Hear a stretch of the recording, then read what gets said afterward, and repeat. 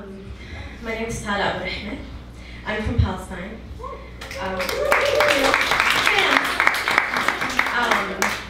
My brother came out to me on GChat 6 years ago. This is a great place to come out to your sister. I was in JFK traveling back to the Middle East.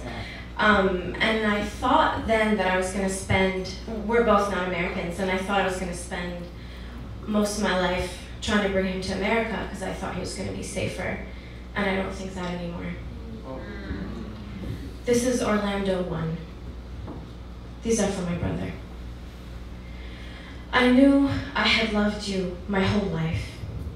I saw you the first time and you laughed at me for being terrified of rats. And I thought maybe I could spend the rest of my life with you. I told you, and at first you thought you couldn't love me, and then you did. And I could finally be myself with you, no matter how much we fought. And after all my grief, I couldn't believe that someone could love me with all the holes piercing my heart. And you did. And we still fought about silly things, like how you went out a lot. Wasn't I enough for you?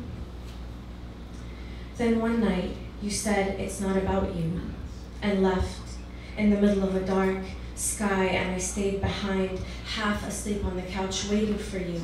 And suddenly, in the quiet of my pulse quickened, and I felt you slip away from me. 50 people, they said later. 49, and then you. All of you, gone.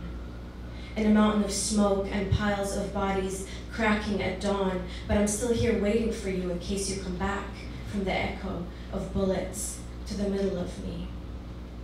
What do I do without your voice and stomach and jagged edges that fed me? How do I continue? Who do I marry now that I can? This is Orlando 2. This microphone's driving me insane. No, it's not your fault. Thank you. This is Orlando 2. I don't know if I have to apologize, and if so, then for what? I don't know how to live in a world growing around posts shared and pictures changed to the colors of the most recent tragedy. I don't know anymore what makes us human and what doesn't. I half expect people I love to say horrible things about other people I love, and I don't know what to say without wanting to grab every hateful word by the hair and drag it across the floor to teach it a lesson. The latest shooter in America opened fire at people doing nothing. So did the Israeli soldier. So did the American soldier.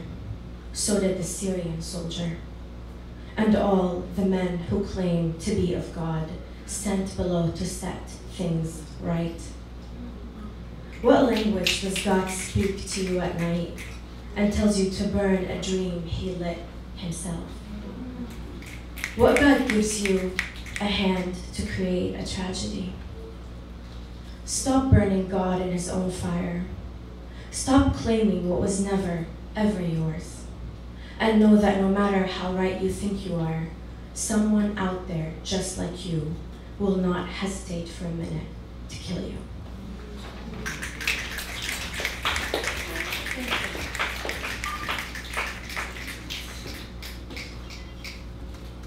This is on the men you think got away. No one leaves you unless they wanted to. Not bullets or tanks can force someone to leave until they decide to. No one chooses another woman unless they wanted to, and no man is forced to cheat. You spend half of your life weaving stories about commitment, issues haunting your lovers, obligations to ex-lovers or present mothers, everyone before you. Pack your bags and go. And don't spend your time thinking you are too good for them, because you are. But that's not why they left you, to collect their cheap things off of the floor. It doesn't matter why they left, doesn't change even if you do. And while you whirl your head dissecting reasons, they are on another island thinking only of themselves. Let them leave. The men who cheat, the men who leave their children, get out of the delivery room because it's too much for them, watch TV while their woman puts 2 children to sleep alone after preparing dinner for he who forgot he was never king. Let them leave. The men who tell you to lose weight, gain an inch to your heels, ask you to stop singing, reading, calling, asking. The men who lie through their teeth and then blame you for the possibility of not handling the truth. The men who vowed to never change a diaper. Let them leave, or better yet, leave them. And sleep alone in your bed beside your entire self and promise that unless it's a love fighting to climb the skin of your heart, leave first, learn to never stay.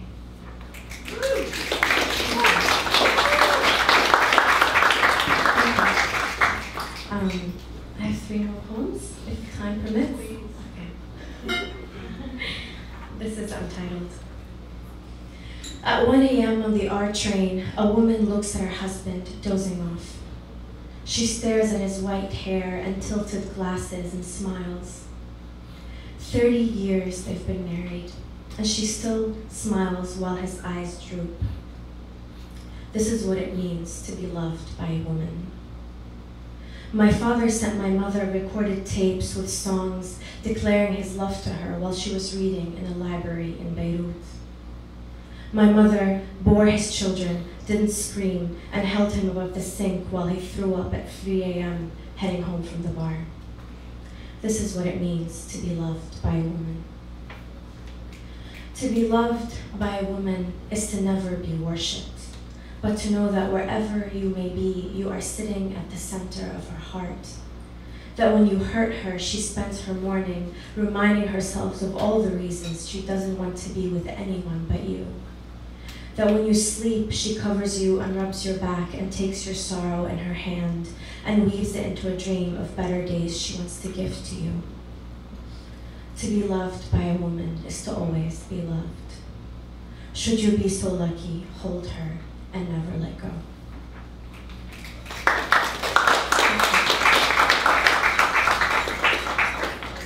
This is watching Miss USA on a couch in Brooklyn. I watched it with my friend Laura, who's over there. It was terrifying. It really was, really terrifying. I don't feel beautiful so much of the time. Like when I'm alone in bed, half reading a book and not knowing if I'll ever write something that will make someone feel magnificent. I don't feel beautiful when I'm doing laundry in a laundromat up the street where a bunch of children hide from the rain and take selfies inside a dryer. True story. Not poetic. I don't feel beautiful when I'm crying because sometimes I feel so alone, no matter where I am, no matter who's with me, and I don't know what to do to feel full. I don't feel beautiful when I'm at a party surrounded by people who have known smaller griefs, and I stand out like a stranger in Wonderland. I feel beautiful when I write poems and tell stories, even if they're too difficult to hear. I feel beautiful when I speak of my mother, her hair and voice. I feel beautiful sleeping next to myself after so many nights, looking at the death in me slowly sip my soul, and my body filled to the brim with Xanax. I feel beautiful walking away from the country and men who didn't know how to love me without shame or a dime to my name to find something better. I feel beautiful because somewhere inside of me, despite the cuts to my lungs, is still a girl that believes in fairy tales and long dresses with trains, and how excellent that is, how goddamn glorious it is to believe.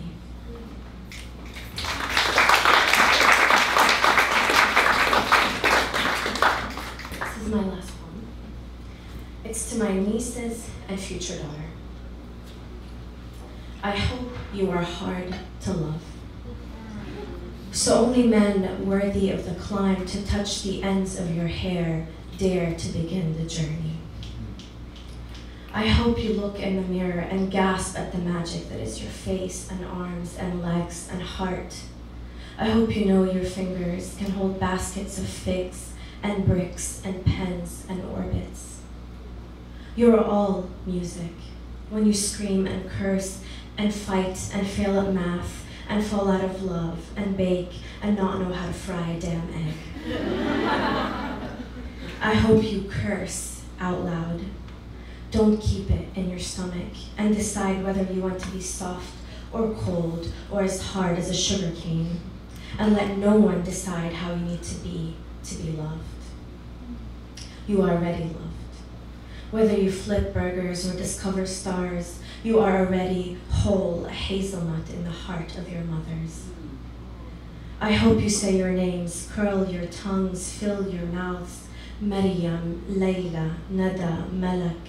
You are all prophets and flowers and holy like the God that made you perfect when you were as small as a fist.